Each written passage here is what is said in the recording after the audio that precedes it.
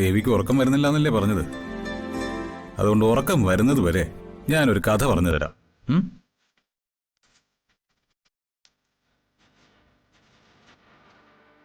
കഥ കേൾക്കാൻ ഇഷ്ടമാണോ?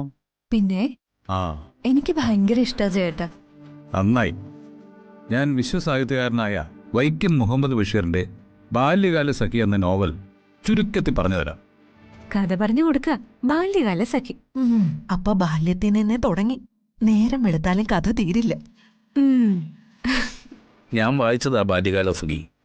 പ്രണയകഥയാ, ദുരന്ത പ്രണയകഥ. ഓ, മജീദും സുഹറയും ബാല്യകാലം മുതലേ കളിക്കൂട്ടുകാരായിരുന്നു.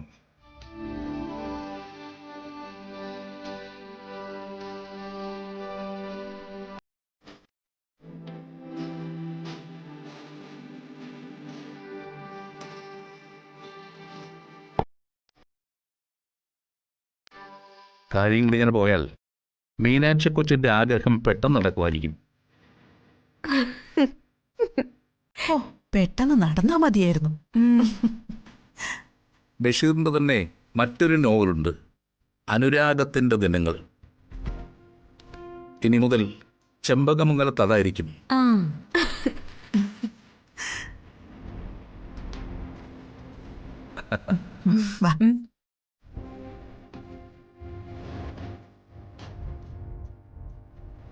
എന്നെ സന്തോഷിപ്പിക്കാൻ വേണ്ടി ജേട്ടൻ എങ്ങനെയൊക്കെയാ ബുദ്ധിമുട്ടുന്നത്. ദൈവമേ, ഇത്രയേറെ സ്നേഹം ഉണ്ടായിരുന്നു ഈ മനുഷ്യൻ എന്നോട്. ഒരു കാര്യം പറയാനുണ്ട്. അക്കാര്യം നാളെ പറയാം എന്ന് മജീദിനോട് പറഞ്ഞിട്ട് സുഹറ പോയി. ആ രാത്രി സുഹറ മരിച്ചു. അവസാനമായി സുഹറയ്ക്ക് പറയാനുണ്ടായിരുന്നത് എന്തായിരുന്നു?